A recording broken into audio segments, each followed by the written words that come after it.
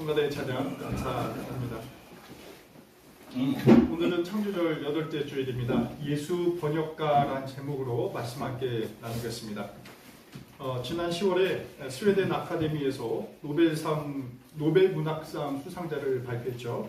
여러분들도 익히 아신 것처럼 우리나라의 한강 작가가 수상을 했습니다. 우리나라로서는 역사적이고 매우 기념비적인 사건이라 생각이 듭니다.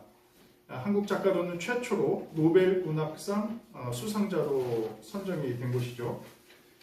발표를 보니까 역사적 트라우마에 맞선 강력한 시적 산문을 쓴 현대 산문의 혁신가라는 평가를 받았습니다. 평론가들은 그의 소설이 우리 현대사회에 들이온 어떤 폭력의 문제, 역사적인 문제를 고발하면서 내면의 저항과 이 회복에 대한 기대를 증폭시켰다라고 이렇게 해석을 하고 있습니다. 여러분들도 혹시 한강의 작품을 읽어보셨으리라 생각이 듭니다. 100만 부가 이상이 지금까지 팔렸다고 할 정도로 계속 인쇄순 또 호황을 맞는 것 같습니다. 그 가운데 이제 채식주의자라는 작품이 있습니다. 이 작품은 문화적 젠더 폭력에 대한 항고를 또 가부장적 폭력에 대한 여성의 모습을 그려내면서 이러한 폭력을 어떤 창의적인 문학적 방식으로 잘 드러내고 있습니다.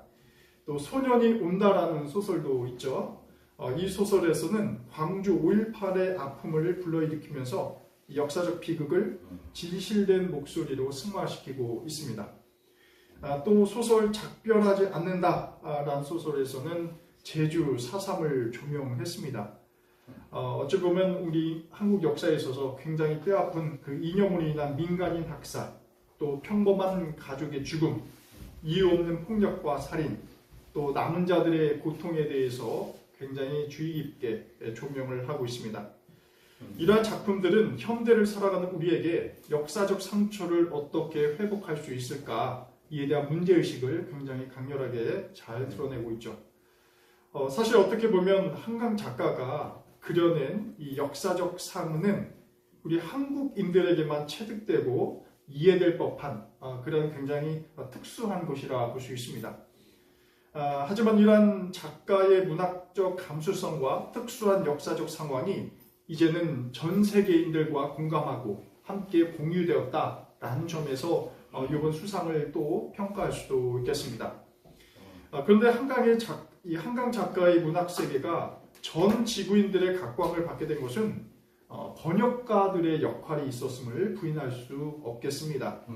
과연 한국인조차도 그 문학적 감수성을 파악하기 어려울 텐데 어떻게 이것을 전혀 다른 언어를 사용하고 있는 소설을 이렇게 번역을 했을까 이렇게 질문도 생겨나게 됩니다. 문학계에서는 이게 예전부터 오래 제기된 문제였다고 합니다. 한국에서 노벨 문학상 수상자가 나오지 않는 이유는 한국어가 갖고 있는 그 특유성 때문이라는 것이죠. 한국어와 문화의 어떤 섬세하고 난해한 특성을 영어라든지 독일어, 불어, 이 외국어로 전달하기가 쉽지 않다라는 것이죠. 이 때문일까요? 한강이 이 노벨 문학상 수상자로 선정되자 그의 소설을 영어로 번역한 번역가 이 데보라 스미스가 주목을 받기 시작했습니다. 오늘은 이 번역가 이야기를 잠시 여러분과 나누려고 합니다. 이 데보라는 영국인인데요. 2009년 캠브리지 대학에서 영문학을 전공했다고 합니다. 졸업 후에 그는 한국어를 전문으로 번역하는 번역가가 영국 내에 없다고 판단해서 2010년부터 독학으로 한국어를 익히게 됩니다. 그리고 불과 3년 만에 한강의 이 채식주의자를 번역해서 영미권 국가의 선을 보이게 됩니다. 이로 인해서 한강과 데보라는 맨부커 상을 공동으로 수상받게 되는 것이죠. 또 한국과 전혀 관계가 없는데도 이렇게 독학으로 한글을 배워서 수상까지 했다는 것이 거의 믿기지 않을 정도입니다. 그래서 뉴스를 보니까는 영국의 이 뉴몰든이라고 한인타운 지역인데요. 여기서는 우리 한글 학교가 굉장히 외국인들도 이제는 한국어를 배우기 위해서 이렇게 신청을 한다라고 뉴스를 들었습니다. 굉장히 흥미로운 이제 한국학이라든지 한국어가 이제 전 세계적으로 물론 그 한류라는 열풍도 있었지만 좀 더 이번 작품을 통해서 더 연결이 되리라 생각이 듭니다. 근데 이제 번역에 있어서 굉장히 흥미로운 점이 있습니다. 이 한국 문화를 영어권 사람들에게 전하기 위해서는 뭐 다양한 소설 속의 단어들이 등장하는데 가령 소주라든지 만화, 선생님 이런 단어들을 이 데보라 스미스는 그대로 번역을 했다고 합니다. 여러분 보통 소주를 어떻게 번역을 합니까? 우리나라 말로? 쉽지 않은데 영어로는 지금까지 코리안 보드카라는 단어를 썼다고 합니다. 그러니까 굉장히 그 강렬한 소주의 그 맛을 이 보드카와 빗대어서 코리안이라는 단어를 덧붙인 거죠. 하지만 이렇게 번역하지 않았다라는 거죠. 그냥 소주라고 번역을 했습니다. 왜냐하면 만일 우리가 이 영어에서 코리안 보드카라고 표현했을 때는 술이 담긴 한국인의 고유한 이미지가 있지 않습니까? 애완이라든지 소주는 주로 우리가 일반 시민진, 민중 계층에서 주로 애용하는 술이기 때문에 그들이 갖고 있는 함과 얼과 어떤 사회적 문제를 담아내지 못해요. 코리안 보드카가 굉장히 싱거운 번역이 되겠죠. 그래서 이 소주라고 그대로 번역을 하게 됩니다. 또 선생님을 티처라고 번역하지 않고 그냥 선생님으로 번역을 했다고 합니다. 그러고 보니까 선생님이라는 단어는 굉장히 우리나라에서 사용 범위가 굉장히 광범위합니다. 학교에서만 티처지 이게 사회에서 우리가 누군가를 호칭할 때 그것은 티처를 의미하는 것은 아니죠. 존칭으로도 사용될 수가 있습니다. 우리 교회처럼 말이죠. 이런 단어뿐만 아니라 그 행간 하나하나 또 전체적인 소설의 어떤 윤곽, 짜임새 그리고 작품 세계가 굉장히 이 섬세한 문장으로 되어 있기 때문에 이 단순히 그 한글을 영어로 번역한다 이런 것만으로는 해소가 되지 않을 것 같습니다. 그러니까 고정된 단어로 번역할 수 없다라는 것이죠. 그래서 이 번역자가 인터뷰에서 이런 말을 했다고 합니다. 한강 작가의 특유한 문체, 어조, 스타일, 음색이 하나의 고유한 인장처럼 각인되어 있기에 이를 영어권 독자들에게 전달하기 위해서 번역하는 작업이 굉장히 힘들었고 여기에 좀 초점을 맞췄다라고 합니다. 이렇게 본다면 어쩌면 이 번역이라는 것은 새로운 창작물이다 라고도 말씀을 드릴 수 있겠습니다. 원 언어와 번역 언어 사이에 단순한 기계적인 전환이 아니다 라는 것이죠. 번역을 한다는 것은 그 작품의 세계, 문화, 감정, 또 정신 그리고 작가가 추구하고자 하는 그 작품의 방향성 등 이 총체적인 어떤 요소들을 이 독자들의 언어와 문화로 담아내서 또 충분히 그들로 하여금 공감받도록 하는 행위다라고 말씀드릴 수 있습니다. 이 궁극적으로는 무엇입니까? 언어의 수단을 넘어서 작가가 의도하는 복잡다단한 어떤 문화적 또 정신적인 세계를 옮겨내는 작업이 바로 이제 번역이다라고 말씀드릴 수 있습니다.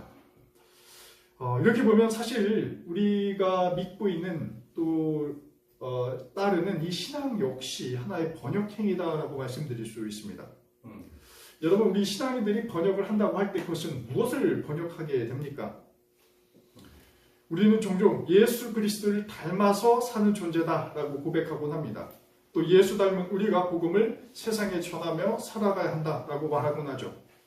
근데 여기서 닮는다라는 것은 무엇을 말하는 것일까요?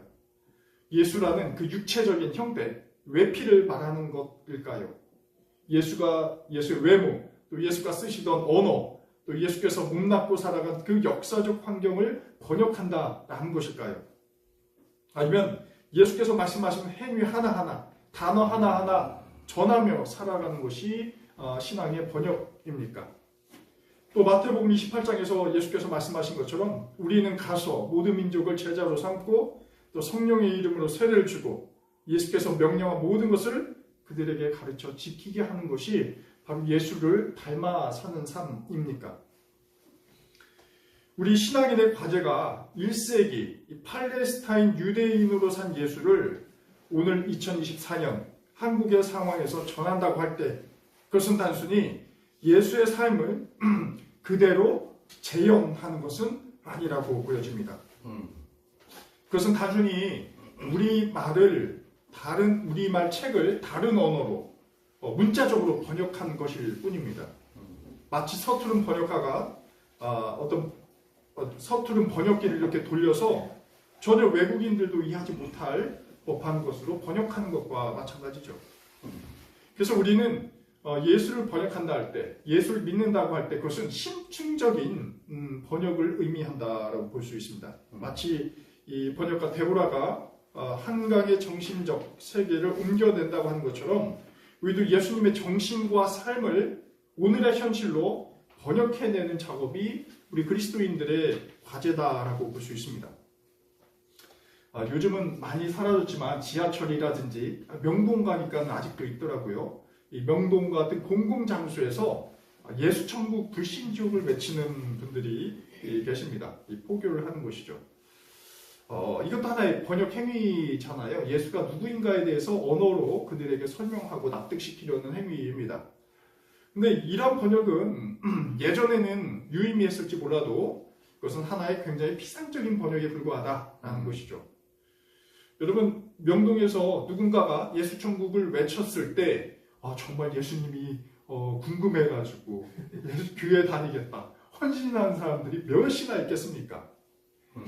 되려 그 반대죠. 공공장소에서 소음을 유발한다고 손가락질을 하는 경우가 굉장히 많을 것입니다. 또 경찰에 신고가 들어가겠죠.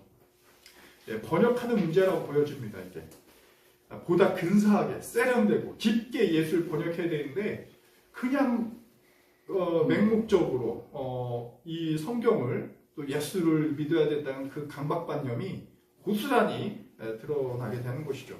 그래서 어찌 보면 무능력한 겁니다. 사실 이 그리스도인들이 예수를 번역하는 데 있어서 좀 깊게 생각하고 어떻게 우리 삶 속에서 녹아 응축해내서 삶으로 전할까 여기에 대해서 고심하지 않고 아주 쉬운 방법으로 그냥 번역기 돌리는 것처럼 이 성경을 그냥 앵무새처럼 되뇌이는 것이죠. 오늘 아침 우리가 이제 마가복음 8장 32절 이하의 말씀을 묵상했습니다. 여기서는 우리가 예수님의 삶을 번역할 때 그 기준점이 뭐냐, 그 핵심이 뭐냐, 코어가 무엇인가에 대해서 아주 중요한 가르침을 우리에게 전하고 있습니다. 그 대표적인 예수 말씀을 고르라 한다면 34절이 될 것 같습니다. 이러한 말씀이죠. 나를 따라오려고 하는 사람은 자기를 부인하고 자기 십자가를 지고 나를 따라오너라 라는 메시지입니다. 예수라는 신앙의 이 원 텍스트, 사실 성경이 텍스트는 아니에요. 예수 그리스도가 텍스트입니다. 성경도 예수님이 누구인가에 대해서 한번 거친 작업의 결과물이죠. 그래서 이 예수라는 그 텍스트를 우리가 번역한다고 할 때 그 내용과 목적이 뭐가 되어야 하냐라는 것입니다. 예수께서는 말씀하시죠. 그것은 바로 자기를 부인하고 자기 십자가를 지는 것이다 라는 것입니다. 과연 우리는 자기를 부인하는 삶을 살고 있는가? 또 예수를 위해서 우리는 십자가를 지고 살아가는가? 이게 어찌 보면 우리가 믿지 않는 사람들, 세상에 전해야 될, 또 전해야 반드시 할 그러한 어떤 번역의 완성본이라고 볼 수 있습니다. 그래서 이 두 근원적인 물음이 예수를 번역할 때 우리가 기준으로 삼아야 할 심원 가치를 담고 있다 볼 수 있습니다. 오늘 본문 이야기로 좀 들어가 보도록 하겠습니다. 예수님과 제자들, 특히 수제자였던 베드로와의 사이에서 오고 가는 이야기이죠. 예수께서는 제자들에게 당신이 이제는 반드시 고난을 받고 유대 지도자들에 의해서 배척을 받아 죽게 될 것이다 라는 이야기를 전하고 있던 상황입니다. 동시에 이제 부활의 메시지도 함께 예언하고 계시죠. 하지만 베드로가 가만히 이제 예수님의 말씀을 듣고 있으니까 예수 말씀이 영 탐탁치 않은 거예요. 32절 보니 베드로가 예수께 불만을 토로하고 있습니다. 이 그리스어 원문에는 베드로가 심지어 스승인 예수를 꾸짖었다라는 말로 굉장히 강하게 표현하고 있습니다. 얼마나 내적으로 부글부글 끌어올랐기에 그 지금까지 따르고 왔던 예수님을 그렇게 꾸짖을까라는 것이죠. 예의를 차릴 수 없을 정도로 베드로는 뭔가 분개스러운 어떤 감정을 표출하고 있습니다. 이 말은 어찌 보면 그 반대로 생각을 해보면 베드로 자신이 생각하는 예수와 실제 원문인 그 텍스트인 예수가 생각하는 것과 다르다, 뭐가 이해가 다르다라는 것을 암시하고 있습니다. 굉장히 다르다라는 것이죠. 베드로는 여느 유대인들처럼 민족주의에 살이 잡힌 그런 인물입니다. 그래서 예수께서 결국은 로마 제국과 싸워서 유대인들을 해방해야 한다는 선민의식도 가졌을 것입니다. 또 여러 차례 베드로가 자신의 욕망을 드러내곤 했었는데 그것은 무엇입니까? 예수께서 결국은 왕이 되신다면 그 아래서 자신이 누릴 권력에 대해서 상상하고 여기에 굉장히 흡족해하는 상태였죠. 그렇기 때문에 예수께서 자신은 이제 곧 고난을 받아서 죽게 될 것이다 라는 십자가의 길을 이야기하셨을 때 베드로는 그것을 용납할 수 없었을 것입니다. 이 말은 이미 베드로는 예수를 번역하는데 실패했다.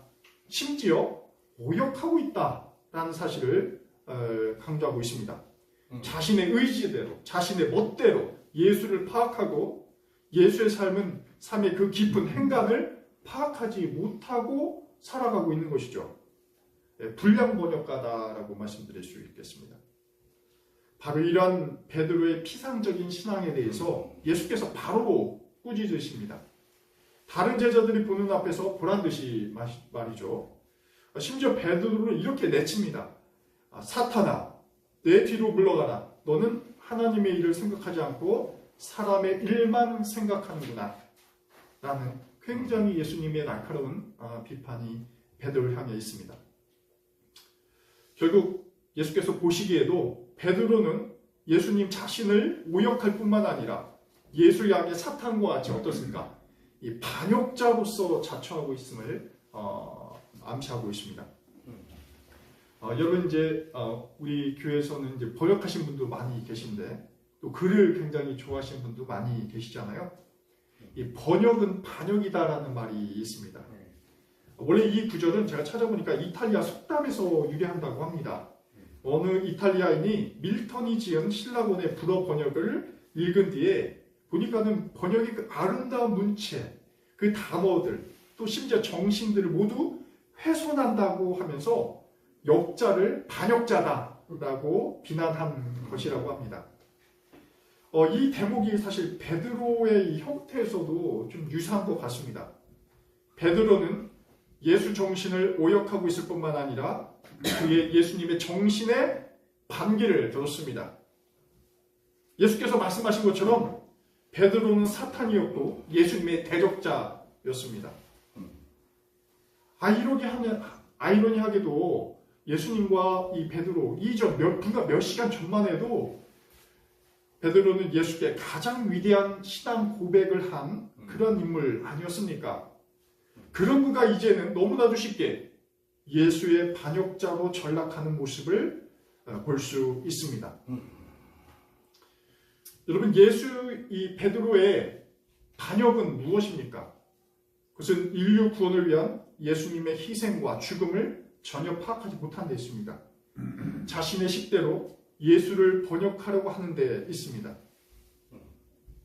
베드로는 신적 권능으로 로마 제국과 부역하는 자들에 대한 엄청난 심판과 전복을 꿈꾸었습니다. 하지만 현실의 예수는 오히려 십자가 죽음으로 이를 해결하려고 합니다. 베드로서는 납득할 수 없는 일이죠. 그리고 마지막 34절, 35절에서 예수께서 도대체 어떤 일을 행하려는지에 대해서 명쾌하게 이 제자들에게 말하고 계십니다. 나를 따라오려고 하는 사람은 자기를 부인하고 자기 십자가를 지고 나를 따라오노라. 누구든지 제 목숨을 구하고자 하는 사람은 잃을 것이요 누구든지 나와 복음을 위하여 제 목숨을 잃는 사람을 구할 것이다 라는 메시지입니다. 이렇게 본다면 예수님의 정신은 자기 부인과 자기 십자가에 있습니다. 자기를 부인한다는 말은 여러분 무엇을 의미할까요? 그것은 바로 베드로의 사례에서 우리가 잘 볼 수 있습니다. 자신의 판단, 의지를 벗어버리는 것, 바로 여기서 자기를 부인한다라는 것이 나타날 수 있죠. 사도 바울도 이와 비슷한 말을 했습니다. 사실 이를 자기를 부인하지 못한 삶을 옛사람의 모습이다 라는 말로 표현을 했죠. 옛사람을 이란 것은 어떤 게으른 사람이다, 어떤 교만한 사람이다. 물론 그것도 포함하겠지만 여기서는 좀 다릅니다. 옛사람은 예수를 만난 새 사람인데도 불구하고 예수님의 삶과 정신을 살아내지 못하는 경우를 말하는 것이죠. 무엇보다 우리가 오늘 에피소드에서 볼 수 있는 것처럼 베드로의 생각과 예수님의 생각은 전혀 달랐습니다. 그는 예수를 통해서 이루어지는 그 나라가 자신에게 권력과 명예와 영광을 가져다 줄 것으로 착각하고 있었죠. 하지만 예수님은 달랐습니다. 자신을 십자가에서 포기함으로써 자신의 사명과 목적을 완성하고자 했습니다. 이를 겸손이라고 표현할 수 있죠. 겸손은 자아를 표현하는, 포기하는 태도입니다. 십자가 앞에서 나 자신을 완전히 소멸시키는 것이죠. 하지만 이 베드로는 예수님의 고난을 떠올리기보다는 예수의 영광만 기대하고 있었습니다. 그래서 예수께서는 누구든지 제 목숨을 구하고자 하는 사람은 잃을 것이고 누구든지 나와 복음을 위하여 제 목숨을 잃는 사람은 구할 것이다 라고 말씀하셨습니다. 아주 역설적인 말씀이죠. 베드로와 같은 인간에게 이 말은 사실 궤변이었습니다. 우리에게는 어떻습니까? 목숨이 우선이죠. 하지만 예수께서는 이러한 기본적인 세상의 가치관과 세계관을 정면으로 거부하십니다. 복음이 더 우선한다 라는 것이죠. 그래서 우리가 삶의 가치를 어디에 두면서 살아가야 하는가? 이것이 바로 예수님을 바르게 번역하냐, 아니면 오역하냐, 아니면 반역하냐의 기준이 되게 됩니다. 우리는 인간입니다. 우리가 인간으로서 인식의 한계가 있죠. 그렇기 때문에 예수의 삶을 바르게 번역할 수 없을 때가 많이 있습니다. 또 오역할 수도 있고요. 심지어 반역할 수도 있습니다. 성경 복음서에서는 그의 제자들이 바로 이렇게 바르게 번역하기보다는 오히려 오력하고 반역한 사람들이 많이 등장하죠. 하지만 베드로의 삶 전체를 볼 때 우리가 볼 수 있듯이 그는 오역하고 반역했지만 다행히 그는 회심을 했습니다. 예수님 승천 후에 그 스승의 삶을 살아내므로써 바르게 번역하려고 노력을 했습니다. 종종 베드로의 위대함을 무엇 때문에 베드로가 위대하냐 이렇게 평가할 때 그를 가톨릭에서 말한 것처럼 그가 초대 로마 교황이어서 위대하다라고 말하곤 합니다. 하지만 그의 위대함은 예수님을 바르게 번역하려고 노력했다라는 데 있습니다. 처음에는 오역했지만 자기 자신을 부인하고 십자가를 짐으로써 그는 바른 예수 번역가가 되었습니다. 그는 신학의 반석으로서 지금의 그리스도인들에게도 신앙의 굴곡 속에서 하나의 모범이 되고 있죠. 여러분, 우리는 삶 속에서 예수님을 어떻게 번역하고 있습니까? 오역하지 않습니까? 또 반역하지 않습니까? 예수께서는 이렇게 우리에게 말씀하십니다. 자기를 부인하고 자기 십자가를 지고 따른 삶, 이것이 바로 예수 번역가의 핵심적인 자질이다라고 말씀하고 계시죠. 우리 낙산교회 교우님들께서 삶 속에서 품에 있는 예수 번역가가 되시길 간절히 기원합니다. 아멘. 기도하겠습니다. 하나님, 베드로는 자신의 생각과 판단으로 예수의 정신을 가둬두었습니다. 베드로의 그 생각은 예수를 통해서 영광을 취하려는 잘못된 판단이었습니다. 하지만 예수님의 길은 달랐습니다. 자기를 내려놓고 겸손히 세상을 섬기고 십자가를 향해 나갔습니다. 주님, 저희도 예수님의 정신을 기억하며 자신의 영광을 구하기보다는 주님의 발자취를 따라 겸손하고 감사한 삶 살아가게 하옵소서. 아멘. 예수 그리스도의 이름으로 기도드립니다. 아멘.